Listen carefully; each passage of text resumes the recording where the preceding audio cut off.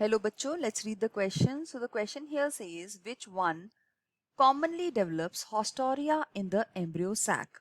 तो इस क्वेश्चन के अंदर जो हमारा की कॉन्सेप्ट आता है वो है स्ट्रक्चर ऑफ एम्ब्रियो सैक.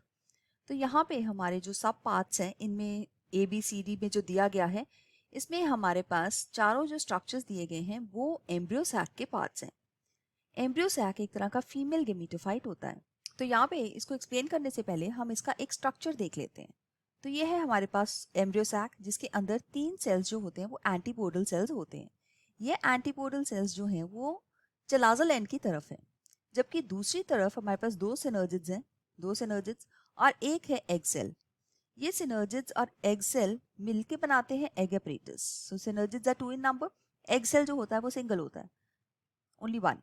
तो यहाँ पे सेंटर में दो पोलर न्यूक्लियाई होते हैं और ये पोलर न्यूक्लियाई एक इस बड़े सेल के न्यूक्लियाई हैं जिसको हम सेंट्रल सेल बोलते हैं.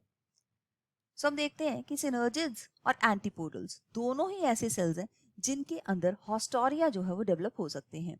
अब हम देखेंगे हॉस्टोरिया क्या है. हॉस्टोरिया इस तरह की इनग्रोथ्स हैं सेल की, सेल इनग्रोथ्स, जिसकी वजह से ये आसपास के सेल से न्यूट्रिएंट्स जो है वो एब्जॉर्ब करता है. तो ये फंक्शन अगर यहाँ पे देखा जाए तो सिनर्जिड्स और जो है एंटीपोडल्स ये दोनों ही कर सकते हैं.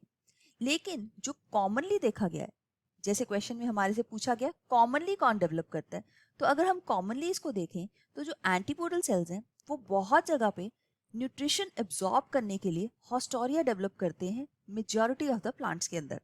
तो यहाँ पे जो बी ऑप्शन है इसको बिल्कुल सही आंसर इस क्वेश्चन का मार्क कर लेते हैं. So let's mark option B as the right answer. जबकि जो बाकी सेल्स दिए गए हैं सिनर्जिड्स, नो डाउट हॉस्टोरिया ये भी डेवलप करता है, लेकिन ये कॉमनली नहीं डेवलप करता. ऊस्फेयर कभी हॉस्टोरिया डेवलप नहीं करता और सेंट्रल सेल भी कभी नहीं करता. तो इस वजह से जो बी ऑप्शन है इस क्वेश्चन के लिए बिल्कुल सही आंसर बन जाती है.